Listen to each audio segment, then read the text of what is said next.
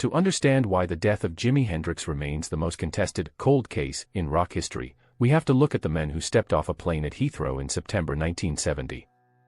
This was not the confident, flamboyant voodoo child who had set his guitar on fire at Monterey or dismantled the Star-Spangled Banner at Woodstock. The Jimi Hendrix who arrived in London was a man physically and mentally under siege. He was exhausted from a grueling European tour, suffering from a chronic, hacking flu, and, most significantly, he was paralyzed by a web of legal and financial traps that were tightening around his neck. Jimi was being hunted by the wolves. Chief among them was his manager, Michael Jeffery. Jeffery was a shadowy figure with a background in British military intelligence and alleged connections to organized crime. By 1970, the relationship between the artist and the manager had turned toxic. Jimi had discovered that millions of dollars of his earnings had been diverted into offshore accounts in the Bahamas, money he couldn't access while he struggled to pay for his own studio, Electric Lady. Jimi had resolved to fire Jeffery, a move that would have left the manager bankrupt and powerless. In the brutal economy of the 1970s music industry, a living Hendrix who was about to walk away was a liability. A dead Hendrix was a multi-million-dollar insurance payout and a catalog of masters that could be exploited forever. Jeffery had recently taken out a $2 million life insurance policy on Jimi. The motive for foul play wasn't just a conspiracy theory, it was a matter of public record. Jimi spent his final days in a state of high-alert paranoia. He told his close friend Sharon Lawrence, "I'm surrounded by wolves, and I'm almost gone." He was staying at the Samarkand Hotel with a German woman he had known for only a few days, Monika Danman. On the afternoon of September 17, she took what would become the last photos of Jimi. In them, he is holding his Black Beauty Stratocaster, but his expression is vacant, his face puffy from exhaustion. These weren't just snapshots, they were a document of a man who knew the wolves were closing in. As the sun set over London that evening, Jimi Hendrix walked back into a basement flat that would soon become a crime scene shrouded in 50 years of silence. The official timeline of what happened inside the Samarkand Hotel is a forensic disaster, largely due to the shifting testimonies of Monika Danman. Over the years, her account of Jimi's final hours changed so many times that it eventually lost all credibility. According to her final version, they spent a quiet night talking until 7 a.m., when Jimi, unable to sleep, took 9 of her Vesperax sleeping tablets. To understand the gravity of this, one must realize that Vesperax was a powerful barbiturate. Half a pill was the recommended dose. 9 pills was a lethal amount that would have incapacitated even the strongest men within minutes. However, the mystery truly begins with the arrival of the ambulance at 11:18 a.m.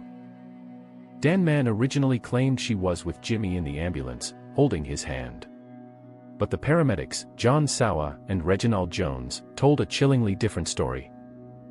When they entered the basement flat, they found the door wide open and the room empty of any other people. Jimi was lying fully clothed on top of the bed covers, already cold, blue, and covered in vomit. There was no Monika Danman. There were no frantic friends. It was as if the room had been sanitized. This missing time suggests that someone had been in that room before the authorities, someone who cleaned the scene by removing drugs and guitars, but chose to leave Jimi Hendrix to die alone. The most disturbing evidence, however, came from Dr. John Bannister, the surgical registrar who received Jimi at St. Mary Abbott's Hospital.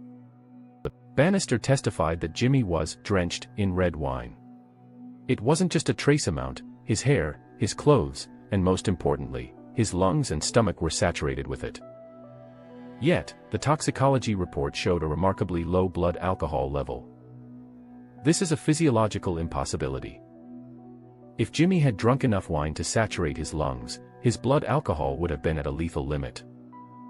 This physical evidence points toward dry drowning, the act of wine being forced down a man's throat while he was already unconscious, a signature of a calculated assassination rather than an accidental overdose.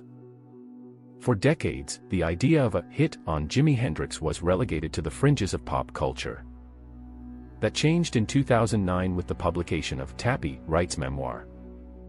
Wright, a roadie who worked for Michael Jeffery, claimed that in 1971, a drunken and distraught Jeffery confessed to him that he had murdered Jimi. According to Wright, Jeffery admitted to hiring a group of fixers to enter the Samarkand flat and force-feed Jimi the pills and the wine. The motive was cold and financial. Jeffrey was terrified of being fired and needed the $2 million insurance money to pay off his debts to the mob. This confession suddenly made every forensic inconsistency add up. It explained why the door was open, why the room was empty, and why there was a cleanup before the police arrived. Michael Jeffery had the means, the history of intelligence work, and the desperate motive to ensure Jimmy never lived to fire him. Jeffrey himself died in a mysterious plane collision in 1973, just as the FBI was reportedly beginning to look into his financial mismanagement. With his death, the most likely perpetrator of the Hendrix hit vanished, but the shadow he left behind remains. Beyond the manager, there was the interest of the FBI and COINTELPRO. In 1970, Jimi Hendrix was not seen as just a musician, he was a political threat. He was a high-profile supporter of the Black Panthers and a massive influence on the youth anti-war movement. Intelligence documents released years later confirmed that Hendrix was on the government's security index. Whether it was the manager's greed or the state's desire to silence a revolutionary voice, Jimi Hendrix was a man being squeezed from both sides. He was caught in a crossfire of money, politics, and power, and at age 27, the wolves finally caught their prey. The official coroner's inquest into the death of Jimi Hendrix resulted in an open verdict. This is perhaps the most honest part of the entire story. It is a legal admission that the authorities did not know how he died. They could not rule it a suicide, they could not prove it was an accident, and they lacked the evidence to file murder charges. This open verdict has allowed the mystery to fester for over half a century. Jimmy became the cornerstone of the 27 Club, joining Brian Jones and preceding Janis Joplin and Jim Morrison. This grouping turned a series of tragedies into a curse, a marketing tool that often distracts from the individual crimes and negligence involved in each death. The final verdict isn't found in a dusty police file, but in the music Jimmy left behind. On the night of his death, he wrote a poem titled "The Story of Life," which contained the line, "The story of life is quicker than the wink of an eye." He knew he was living on borrowed time. The tragedy of Jimi Hendrix isn't just that he died, but that he died in an environment where he was more valuable as a corpse than a human being. He was a pioneer who revolutionized the electric guitar, but he was also a victim of a predatory industry that failed to protect its greatest asset. Today, we look back at the Samarkand Hotel not as a place of accident, but as a crossroads of rock history and cold-blooded crime. From the missing day to the wine in the lungs, the math of September 18, 1970, simply doesn't add up. Jimi Hendrix was a man who saw the future of music, but he was killed by the ghosts of the past.